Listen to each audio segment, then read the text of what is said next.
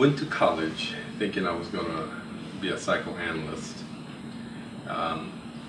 Decided against it and decided to go to medical school instead.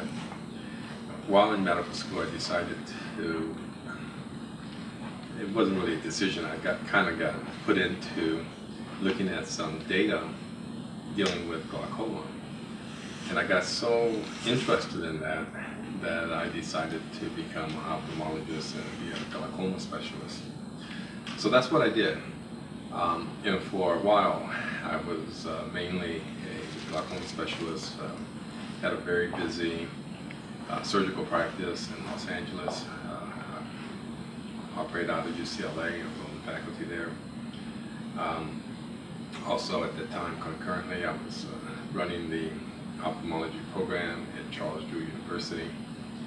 And then I decided, again, I didn't really decide, I guess. I was kind of steered toward administration. I became dean of the medical school at Charles Drew initially. And then I was asked to be dean of the medical school at Creighton University in Omaha. And at the time, I think I was probably the second African American to be dean of a majority medical school. My brother, not my real brother, but my play brother, Don Wilson, was first, and he's dean at the University of Maryland. Then I left Creighton and went to Texas Tech University to be the president of Texas Tech University Health Sciences Center.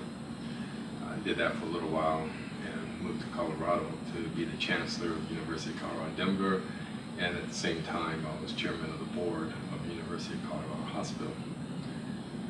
Then I did a short stint at National Institutes of Health, where I was deputy director for National Institute for Minority Health Disparities, and I was responsible for strategic planning and program coordination for all of the health disparities programs of NIH. Then my calling came. I was missing higher education to a certain extent, but I wasn't willing to just go to any university. I wanted to have certain characteristics. I wanted it to be high research. I wanted it to be connected to the community. I wanted it to be urban. I wanted it to be diverse. And so when Wayne State, when I got a call from Wayne State to consider being a candidate, even though I was at the NIH for just a couple of years, and these kind of opportunities don't come very often, so I decided to go ahead and become a candidate. And did so, and here I am. I was selected, and I'm very pleased to be here. And when you were talking about opportunity, that's a very key word, I would say. You said these type of opportunities, they don't come every day. So when an opportunity presents itself to you, how do you go about seizing it and seizing it at the moment and not waiting, not hesitating? Louis Pasteur once said, and Louis Pasteur I think is, your readers that may not know who he is, he was the person that made pasteurized milk possible. He once said that chance favors a prepared mind. And what he meant by that is that when opportunities come, you've got to be prepared to take advantage of them. You have to have at least the basic background and the basic knowledge to do so. His discovery of pasteurizing milk was almost by chance. But when he noticed something that was by chance, he was trained well enough to understand the implications of it and make this important discovery. And so what I always tell young people is that you've got to prepare yourself. You never know what's going to happen, what kind of opportunities are going to come your way. And if you prepare yourself, then when these opportunities do come, you can make the choice of whether or not you want to pursue them or not. But it's your choice. And if you're not prepared, then regardless of what opportunities come along, you just won't be able to be competitive.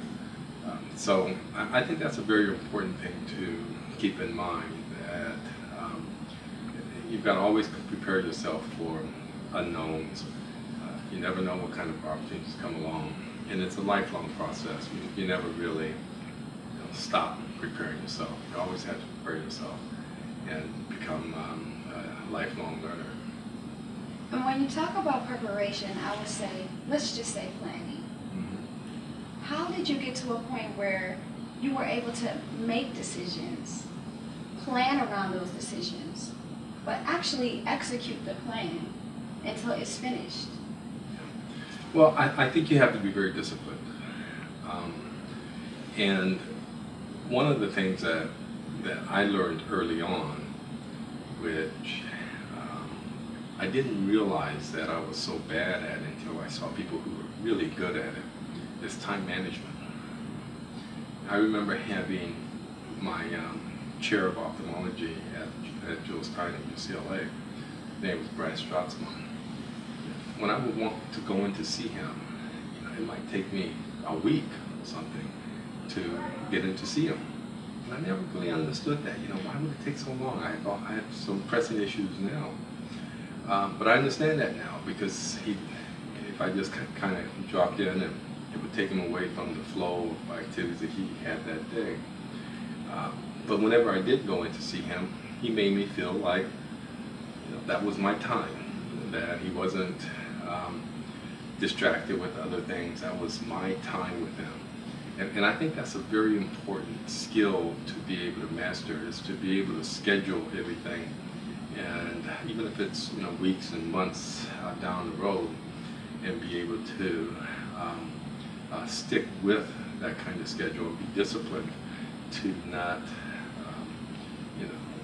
sway from it and deal with little things that probably couldn't wait. Everything has its place. I schedule even things as minute as getting my hair cut, way in advance, or spending time with family, whatever. It's just things you just have to put into the schedule. Working out. If you don't schedule it, it won't happen. And sometimes it's depending on where you are. It may be at different times. I remember when I was at Texas Tech, I started my mornings real early, and I had a shower in my office, so I used lunchtime to work out, and it was convenient for me. I had a place right down the road, and I could come back and take a shower, so that worked out. Obviously if you don't have a shower in your office, you can't do that. But that worked out for me, but that was scheduled in, so that it was like a meeting. I treated it as such. And so I think you have to do that with all aspects of your life, is to make sure that you stick to a time management kind of a lifestyle, and just be very disciplined about it. And it kind of seems like you have to have a little bit of foresight about what it is that you want. Yeah, a lot of it is intuition, I think, for me. I must say, I don't want to take too much credit for having the foresight that I would want to even become a university president or be a dean of a medical school. It just kind of happened. It wasn't in my plans. But as we talked about earlier, when the opportunities came, I was prepared to take advantage of those opportunities. And at this point now in my career, I'm exactly where I feel I should be. And that everything that I've done in the past has really led me to this point. All the experiences I've had, all the knowledge that I've accumulated has all led me to doing what I'm doing now. So it's to a certain extent it was fortuitous. It wasn't planned. Obviously at some level, once you make that decision, there's some planning and carry through that's necessary. But I didn't start off thinking I was going to be a university president. And I know for one thing, a lot of times people can get kind of discouraged. Let's say they have a plan, and for whatever reason, the plan breaks. And you look at it like, oh my God, I failed, or I didn't complete something that I said I wanted to start, and it can kind of knock you off your course. Yeah. Can you use an example of what someone else will probably look at as a moment of failure, but you use it to be victorious. Sure, and when you look back sometimes, you know, you think, I think maybe it was meant to be that way, you know, and you don't know it at the time. But I know when I was, my first job after all my training was, I went to St. Lucia, and I was, St. Lucia is a Caribbean island, and the, where I did my ophthalmology training was the Massachusetts Eye and Ear Infirmary in Boston, Massachusetts, very famous ophthalmology training program. And we sent we had 8 residents, and we would send the 8 senior residents. And we would send each one of them down to St. Lucia for 6 weeks, so that's 48 weeks, and then 4 weeks of vacation. And each year there was an attending that had to supervise the residents. I was selected to be the attending to supervise the residents during that year. But it was during that year that I had to look for a permanent job, you know, after St. Lucia. It was a little difficult because you're in a foreign environment, and you don't have access to all the computers and everything you have now, where everything is done by email and stuff. So everything was at the time letters, and down in St. Lucia you barely had access to a fax machine. So it was a little difficult, but I applied to a place in San Francisco, and thought I was going to get that position. I applied to 2 places, San Francisco and where I ended up going, UCLA and Charles Drew. And I didn't get the position in San Francisco. The person who was the glaucoma fellow of the glaucoma person there got the position, and I was still waiting to hear from UCLA when I got this phone call to come and be the head of ophthalmology at Charles Drew University. It turns out that Charles Drew and UCLA have an affiliation, and so I ended up doing both UCLA and Charles Drew. About a year after that happened, the person that they selected at San Francisco decided to leave and go back east somewhere. And the person, the glaucoma person who, I won't name his name, but to this day he always talks about what a mistake he made and that he wished that he had, you know, selected me. But it turns out that this is exactly what I was meant to do. You know, if I had taken that position, it would have been strictly a glaucoma position. I probably would have been a glaucoma surgeon for the rest of my life. Because of where I did go, which was partly at UCLA and partly at Charles Drew, I developed a real understanding of HBCUs through the Charles Drew connection, and was still able to do my research work and my clinical work at UCLA. But I got involved in administration at a very young age, and that's been partly what my career has been about, is administration. And I just never would have had that kind of exposure had I gotten my first choice, so to speak. So it all worked out. And you know, what the funny thing is that about 15 years later, this person was looking for a position because the hospital where he was kind of closed, and I was interviewing him for a position at UCLA. You know, these things had a way of working out.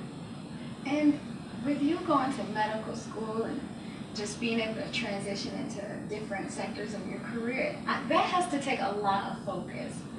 I don't know what your habits are, or how did you even get through medical school? I mean, the idea of medical school to me just seems so big, but you were able to focus and get it done. I think a lot of times we can fail because we just don't know how to focus and really zero in and have that tunnel vision. How were you able to build up that type of strength mentally? Yeah, you know, I think that again, it goes to preparation. I think that I was put in the effort in undergraduate school to be prepared for medical school, while everybody else was enjoying frat parties and everything else. I was studying. And I loved Monday morning tests because I knew that there was nobody that was going to put in as many hours over the weekend as I was going to put in, because they were out partying or whatever. And so Monday morning tests were my favorites because I knew I had an edge. But I put in a lot of hours and prepared myself to be able to compete in medical school.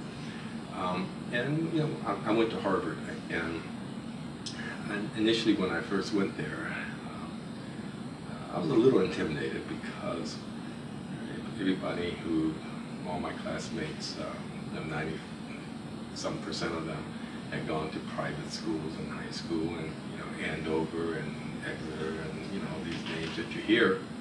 And I went to public school in Washington D.C. area and felt that I just couldn't compete with them.